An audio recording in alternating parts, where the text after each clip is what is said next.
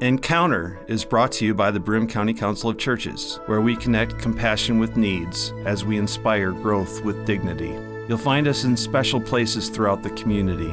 For those who remain hungry, we provide meals. For those who are challenged, we build wheelchair ramps. We comfort those who are ill, minister to those who are confined, and we remain an advocate for change and understanding on behalf of every element of our community. Connect and inspire. Encounter the Broome County Council of Churches. Hello and welcome to the Encounter program. I'm Reverend Rachel Helgeson. I'm the pastor at Northminster Presbyterian Church in Endwell, New York.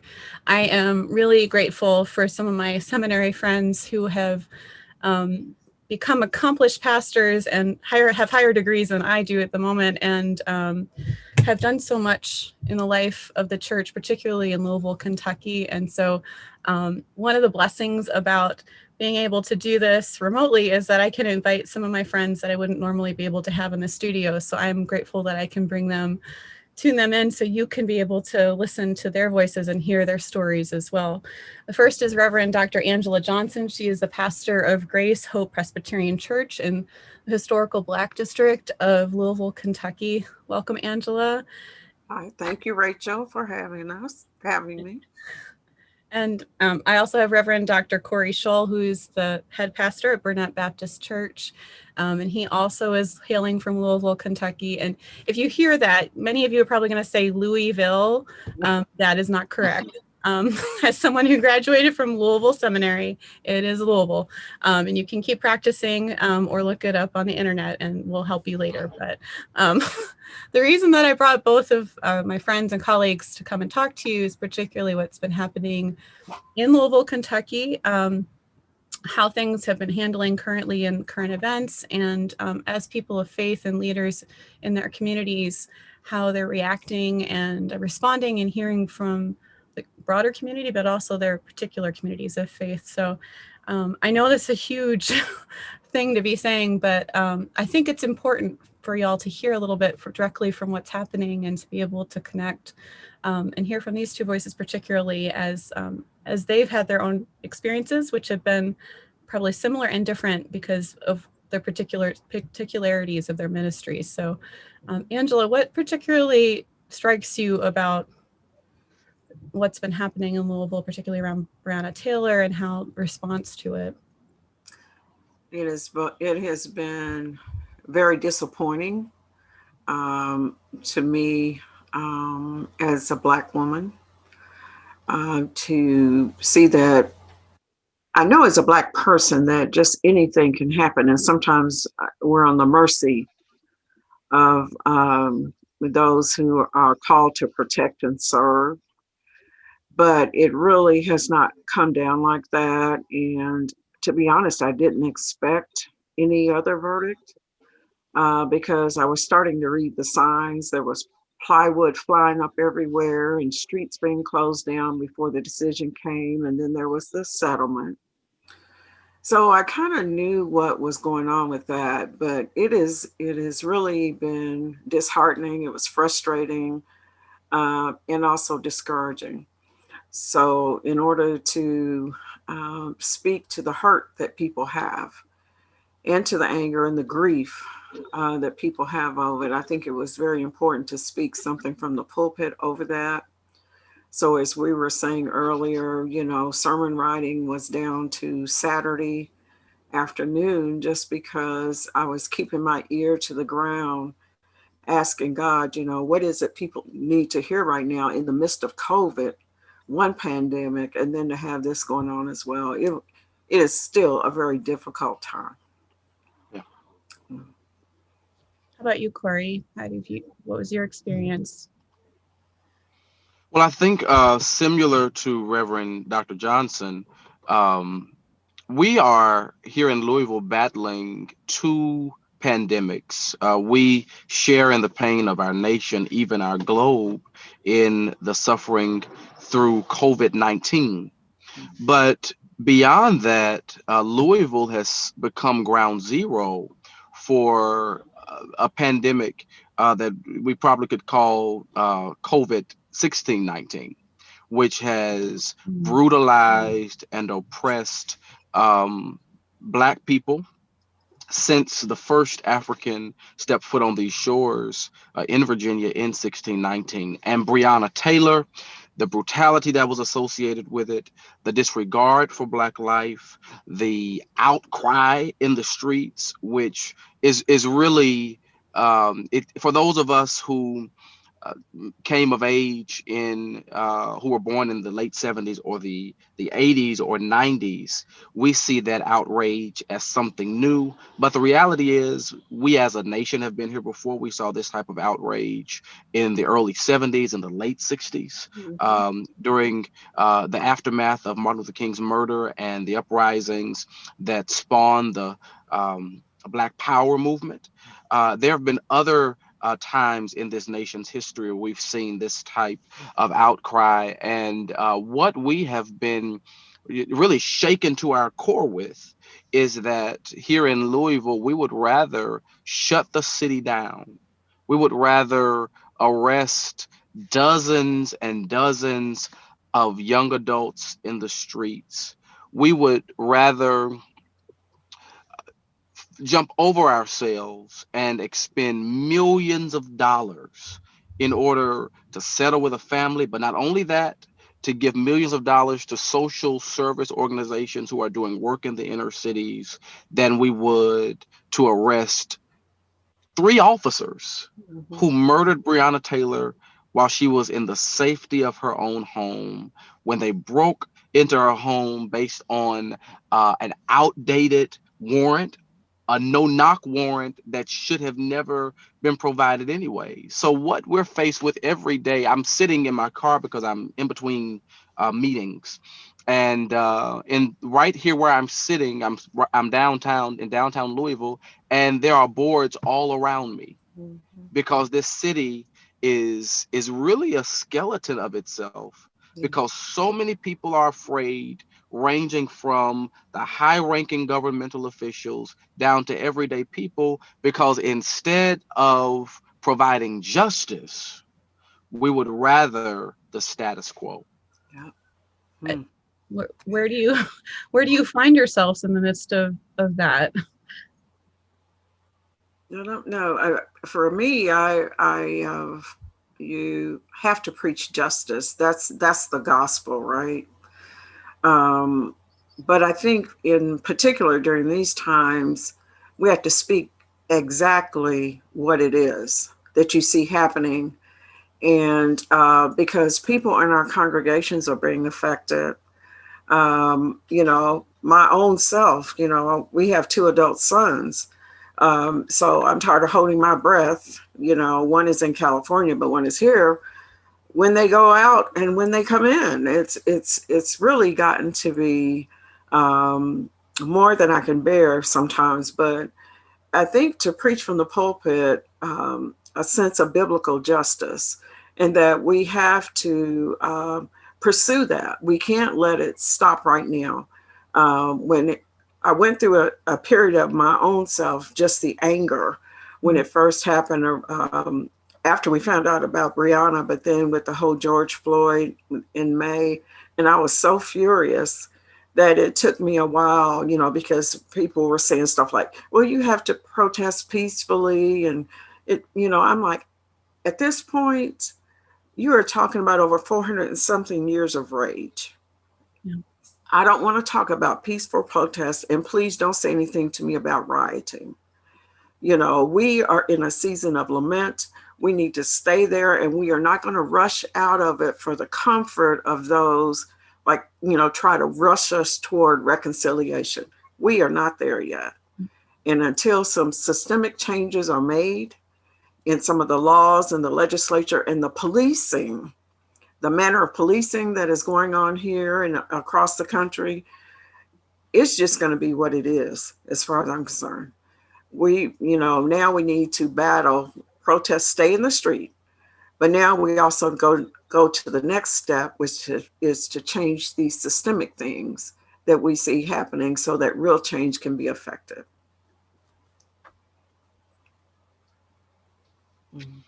Yeah, I agree. So preaching has been interesting. I found myself preaching about Breonna Taylor pretty much every Sunday from May to probably early July.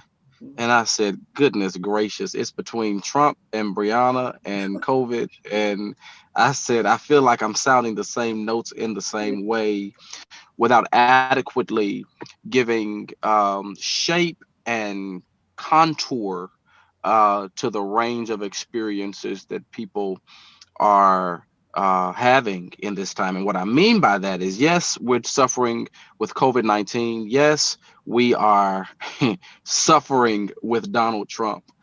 Yes, we are angered by the Breonna Taylor case, but there are outgrowths of those three things, such as grief, such as rage, such as nihilism, Yes. such as a fatigue, an existential fatigue. And I felt it necessary to begin to speak in those directions. So instead of taking a topical approach, and since it seemed like this was going to be the longest summer ever, I picked up the Psalms. Um, and I began to preach through the Psalms. I just took one psalm after another and Yes. just began to work my way through the Psalms. And interestingly enough, the Psalms speak to the truest stuff related to the human experience. Yes. Um, Even the brutality of a black woman being murdered, even, an insane president, even a national crisis such as COVID-19. And so what I've been able to do through preaching is anchor in on the Psalms and speak to the realities that people are dealing with, because the Psalms are a great resource for emotions or what have you. And what that has done is kept my preaching fresh. Trump generally finds his way in there every Sunday. COVID finds its way in there every Sunday. Breonna Taylor ends up in there every Sunday, or themes of justice, but it is not from a place. I think I have finally been delivered from preaching from my rage. And I found I was mad, my congregation was mad, and we were just in there mad together on during the preaching moment. And so what I had to do was parlay that into something a little bit more effective and important for this moment. And the Psalms have helped me to do that. I'm curious how how your communities of faith are responding to it. I heard sort of hints from both of you. Corie, I heard a little bit about the anger, just being angry. And now what's next? I heard a bit about justice. What does that look like? How, I mean, we've been in COVID for, it feels like 1,000 years, but 7 months. And all the things that have been going along with that have been happening, as Corie pointed out, a lot longer, particularly around racial justice and racial inequality. But I'm wondering, as this is something that you're living into in your own community, what now? What next? Well, I would say that our church is a participant in a group of local churches that come together. It's called CLOUT, which is Citizens of Louisville Organized and United Together. And they are local churches that come together to work on systemic issues, because to me, that's the next step. And we've been joined with CLOUT about 3 years. And we started to move that way because we have a food pantry that we've been running for about 5.5 years in conjunction with a local food bank.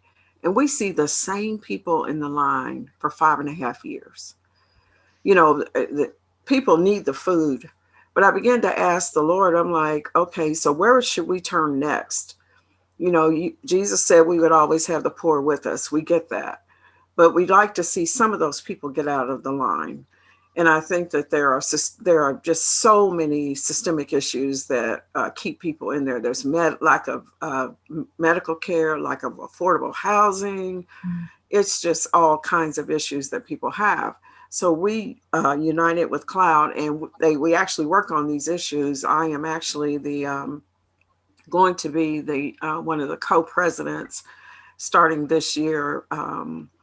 with that. And I also chair a special work group on policing issues. So we have been working, trying to get just simple things like use of de-escalation when you encounter, a citizen and things like that. And just trying to work with that. That's our next thing is really putting our feet behind that and working through that so that we can affect some change for everybody across the city. So that's kind of where we're headed. Yeah. Yeah, I want to commend Dr. Johnson. She's doing fantastic work here in the city to really lift those who are downtrodden and to also challenge the powers that be. Um, as it relates to how my congregation is responding, I think individual members are doing individual things. And so I have members who are in the streets protesting. I also have members who are giving of their financial means in order to provide resources for the protesters. And then there are people who are working in their corporate offices and in their the bureaucracies of whatever their structures are, and attempting to bring about change in that way. One thing that I've kind of beat myself up about. So I've protested, I've been involved in some of these things, but I felt like I wasn't doing enough because there was no way that I could be down at the square every night. Mm. And then I was reminded that this is not short term work. This is long term work. And Yes. so our work in fashioning policies, our work over the long haul is what really will prove to be the most impactful as it relates to changing the landscape of our community. And so I've tried to keep that in mind. So I've tried to keep doing the things that we've been doing, such as providing spaces for young people who don't have a place to go in the summer when school is out, so forth and so on. Right now, we're leading up an effort to provide virtual hubs across Louisville while school is out and while we're in NTI. Our congregation is still knee deep in ensuring that we provide affordable housing. One thing that is not being provided enough of is affordable housing here in Louisville, and we cannot get enough people to do it because it's not sexy, quite honestly. It doesn't make money, so we gentrify entire neighborhoods, but we Right. won't provide affordable housing in places where houses already exist and you can buy houses for $1, believe it or not, in Mhm. the city of Louisville. But we won't expend the money in order to bring those houses up to code and allow families to move into those homes. One of the things that alerted me to this is our church parking lot is used as a safe zone for people who live in their cars. I think it is the Amen. most terrible thing in the world.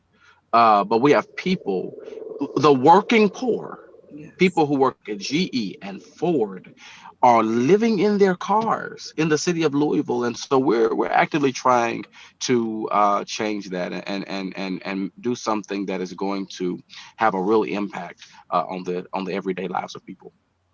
That is so key, Dr. Shaw. I'm glad you mentioned that because the whole affordable housing scene, you think you get out and you have a bachelor's degree even, you can't find a place to live in Louisville. And I think another key thing that you said as well is that we have to start where we are. And as I've said to several groups of people that I've asked, what can we do? What can we do? If you are sitting on the board of a corporation, try to broaden your perspective when you're making decisions. I also talked to a youth group and I said to them, when Pawpaw starts talking a certain way at Thanksgiving, you can say to Pawpaw, why do you feel that way about that? And start to have some conversations. And I think everybody just kind of has to bloom where they're planted, and just start with very basic things of speaking back. When you hear racist things or implicit biases and things like that are going on, I encourage you can speak back in a respectful way. So I think that's key, because churches can only do so much, right? But everybody has to own their own place and be present where you are and speak truth, right? I think I hear quite often people are not sure how to respond. What do Yeah. I say when I hear that? I was appalled by that, but I don't know what to say. And then somebody will say, I just left and I didn't say anything. And then I felt terrible. And then it just was hanging there. So I think that's true. Where do we start? We start where we're planted. It's actually something I keep, speaking of preaching, I preach to my congregation. They're probably tired of hearing me say that, but you have to start where God's called you to change that place first, so God will use that and make good ripple effects. Right. I firmly believe that. I mean, I am amazed by what you both are doing, particularly in your communities and with your church communities, to be able to say, okay, how are we calling each of you individually into what God has called you to, and what are we doing as communities of faith and as faith leaders? I know that when Corie, when we were talking about housing, I know folks in my region would relate to that. We have housing that is being bought out by people. They call them downstaters here. So New York City, particularly now that COVID has happened and people are moving out, there's sort of been a diaspora and pricing people out who don't have the funds to compete financially for that sort of housing. That wasn't an issue before, but has become a huge issue during the last 7 months in this region. So I know folks will relate to what you're saying, is that there are people who are working full time and that they're struggling to be able to meet the bare minimum of what they're supposed to do. And as you all know, if you can't meet your basic needs, how can you go on to do the next things of emotional support and all, follow through that? So, and throw systemic racism on top of it, or below it, whichever way you want to paint that picture. Mm-hmm. It just complicates things, and of course, it's all intertwined and intermingled, right? So, so before we close, is there anything else that you would like folks from my region of the country to know about what's happening in Louisville, Kentucky, or things that you wish that, or things that you think that my listeners and our viewers maybe could think about to do in their part of the world in response to this? Mm. That's a huge question. Oh, I don't know. I think again, I would just say be mindful. Hear, be present and hear when you're around people. Um, be aware that you have power within the positions that you are in. Try to develop a more broad perspective. Read, do some reading on some things and educate yourself. Because if you are educated, then it changes your house and then it spreads out. So if you don't know how to have a hard conversation with somebody, just do some reading and then just reach out to somebody and ask, because that's happened a lot, even with white clergy with me. And I'm good with that when I discern that your heart is in the right place. But I'm not here for a debate with you. I'm not going to do that, because I live my own life in this skin. So who knows better than me? So, yeah. I would encourage upstate New Yorkers to tap into the heritage of their region. Remember that upstate New York was the headquarters of the 19th century abolitionist movement. The abolitionist movement set the stage for the Emancipation Proclamation and the eradication of Southern chattel slavery and Northern chattel slavery, because we know we didn't just have slaves in the South, there were also slaves in the liberal North. And in places like upstate New York, we need their voices to be pronounced. We need their advocacy to be robust. We need them to channel the spirit of all of those great abolitionists who made upstate New York their home. Many of them are buried in upstate New York, and we need to be reminded. They should be reminded that there is still underfoot a movement for the preservation of Black lives, and they are needed in the fight. And I think that's a critical note for those particularly who live in upstate New York. They've done it before, and they can show the world how to do it again. Amen.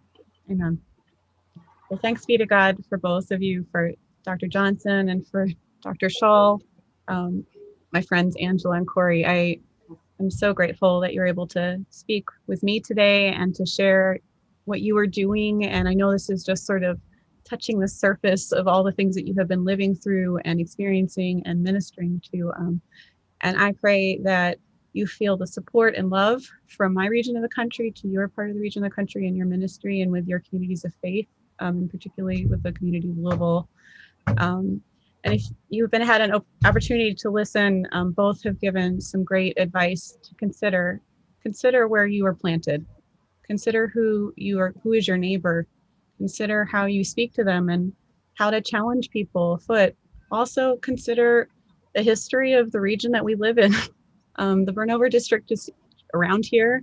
Harriet Tubman came up to Auburn, so you know that this is part of our history too, and that's not some history has a way of coming back and circling around and showing its face again. And if you think back in the stories of what part do you play, today's the day to figure that out, because you get to play that part in real life, not just in imagination land. Thanks be to God that God's story never ends and still brings hope in the midst of lamentation. And lamentation is good. Lamentation is appropriate. There's a whole book of the Bible part of that. The psalmists echo that. Jesus turns over tables.